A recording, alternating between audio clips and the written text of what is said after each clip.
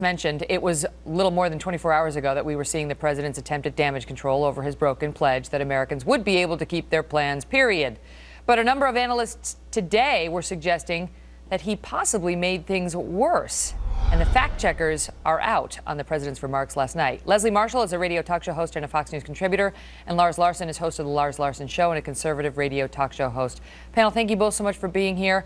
Avik Roy, who we had on the show last week, he came out and did a little fact checking on the president's discussion about how these are all supposedly subpar plans and people don't have to worry because they're subpar. And he challenged the president on that, as we have on this show, because we've had witness after witness, if you will, come on and say they loved their plans, they had great plans, and they're sick and tired of hearing the president and others working for him come out and say they were lousy, Lars. Megan, imagine the incredible arrogance of this president who defrauded America. He said he lied to the American people to sell this plan. And then he turns around and says, well, the reason you're losing your plan is it was a lousy plan to begin with. That's not the government's job to decide. And yet the president has taken that upon himself. And he's decided we're going to kill your plan and force you into a plan that we tell you is better. But on the numbers, it's not, as you just pointed out. Mark says even with the subsidies, if you've got a much higher deductible, it doesn't make any difference to your family. If you don't reach the deductible, you're paying it all out of pocket. So all the subsidy means is the insurance company gets more money and America gets more debt. The other thing, Leslie, he came out and talked about was how it's only 5% of the population. You know, it's the individual insurance market, basically, you know, which is 15 million people. But there have been reports that when we get to the employer-sponsored insurance and the mandate kicking in on those people, we could be looking at over 100 million policies that will be altered significantly or canceled. Well, currently, the employer-sponsored insurance programs, over 3/4 of them do meet the legislation. I don't think that the president thus far, his 5% is going to be off, because when you look at the 15 million, 6% of those who have insurance in our country, yes, there are going to be some losing. To be honest with you, Megan, what bothers me, even though I'm a Democrat, is it's only 5%. I think 5% is a lot, even though it's very small compared to our population.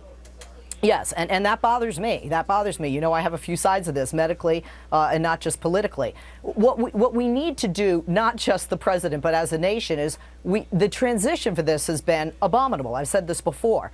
The bottom line here is the president has to do something, and our representatives have to do something and come together on this. And well, it shouldn't what about just this be plan, about though? politics. It should be about easing the pain. If they're thinking about giving premium subsidies to people who didn't need them before and don't want the coverage that they're going to pay for now, I mean, how is the public going to react to that, Lars, to the point that Mark Thiessen was just making?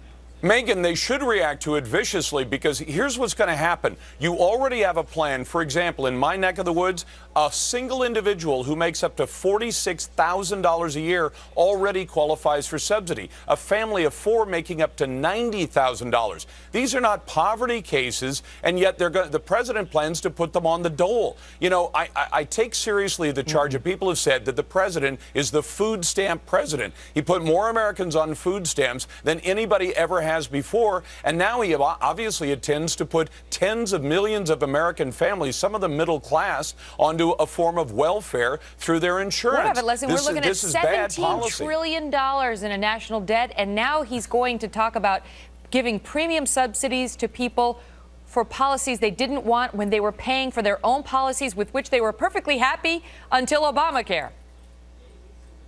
Bottom line is that's going to cost more money. Congress isn't going to approve it, and of course you need legislative approval for that. Do I think the president's talking about that right now at the White House? Absolutely. Isn't going to happen, cost more money, not a good idea. What is a good idea is to extend the insurances for people to the end of the year that have their plan and like it, but they will change going forward, as insurance plans often do, to extend the enrollment period to the period of time, I believe, that it takes to fix the website. At the end of the month, we will see if that happens. But not what I think Lars and his buddy want, which is to delay for 1 year the individual mandate, although I think the president will think about that. I don't want to delay. He's not going to do that to his landmark legislation. Megan, quickly, Lars, I got to tell you something. I don't want it delayed. I want this thing done away with, because you can't, if you go back and try and give these people their policies back, you can't do it. The law doesn't allow it. That's the problem. They've already been canceled. They've already been kicked off. The relationship with the doctor's already been severed. Panel, thank you both. Impeachment.